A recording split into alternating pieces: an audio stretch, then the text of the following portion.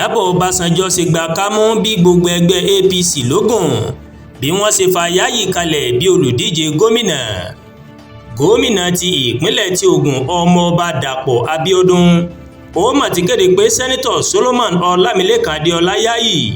ó ní olùdíje fún ipò gómìnà nínú ẹgbẹ́ òṣèlú APC ní ìpínlẹ̀ Ògùn lọ́dún 2027 ọjọ́ ajé Monday tí ń ṣe ọjọ́ 13 oṣù kẹrin ọdún 2026 ó ní Abíọ́dún mà fa Yáyì kalẹ̀ lásìkò ìpàdé àwọn alẹ́nulọ́rọ̀ ẹgbẹ́ òṣèlú APC ní ìpínlẹ̀ Ògùn nínú fídíò kan tí gómìnà Abíọ́dún ti kéde Yáyì ń ló ní ẹgbẹ́ ti pinnu lórí ẹni tí yóò ṣojú APC nípò gómìnà ní ọdún 2027 bí Abíọ́dún ṣe kéde bẹ́ẹ̀ ó ní Yáyì náà dìde dúró tí ọ̀pọ̀ alátìlẹyìn tí wọ́n sì ń kí kú oríire tìlù tìfọn ẹ̀rọ rántí pé sẹ́nitọ̀ Ìyábọ̀ Ọbásanjọ́ Bello òun náà ti jáde pé òun fẹ́ dupò gómìnà ìpínlẹ̀ Ògùn ní ọdún 2027 lábẹ́ àsíá ẹgbẹ́ òṣèlú APC kan náà kí gómìnà Dàpọ̀ Abíọ́dún kó tó fa Yáyì kalẹ̀ báyìí bí ayò ẹgbẹ́ báyìí Ìyábọ̀ Ọbásanjọ́ máa sọ̀rọ̀ bí ìpàdé àwọn ẹgbẹ́ APC Ògùn bó ṣe wáyé ní ọjọ́ ajé Monday tí ń ṣe ọjọ́ 13 oṣù kẹrin ọdún 2026 yìí wọ́n mà kéde sẹ́nitọ̀ Solomon Ọlámilékan Adéọlá Yáyì bí olùdíje tí ẹgbẹ́ fẹnukò sí láti dupò gómìnà nínú ẹgbẹ́ náà ní ọdún 2027 mo kí i kú oríire mo sì gbàdúrà pé yóò ṣe àṣeyọrí mo mà tún dúpẹ́ lọ́wọ́ àwọn àgbẹ̀ ẹgbẹ́ wa pẹ̀lú tí wọ́n jẹ́ kó ṣeé ṣe láti kópa nínú ìgbésẹ̀ ìyànsípò náà látara ìgbésẹ̀ yìí mo ti pinnu láti so èròǹgbà mi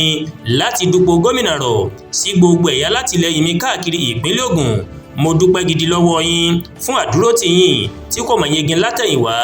àti ní gbogbo ìgbà a jọ máa tẹ̀síwájú pẹ̀lú sùúrù agbára àti ìrètí ni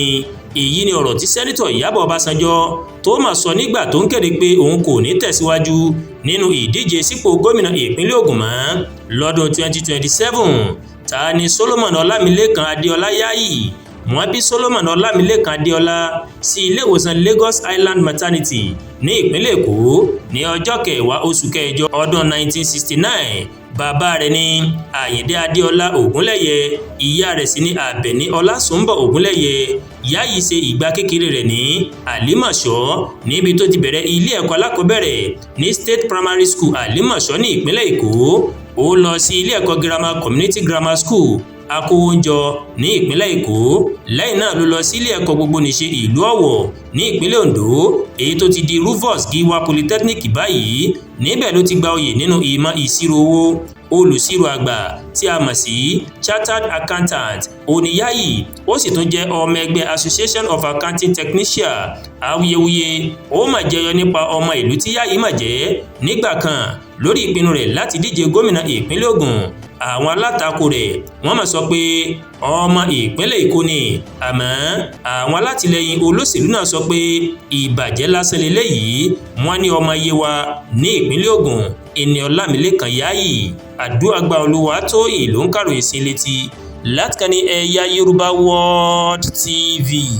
bẹ́ẹ̀ ṣe ń wò wá ẹ máa bá wa like ẹ máa share ẹ dẹ̀ máa comment ẹ má tún gbàgbé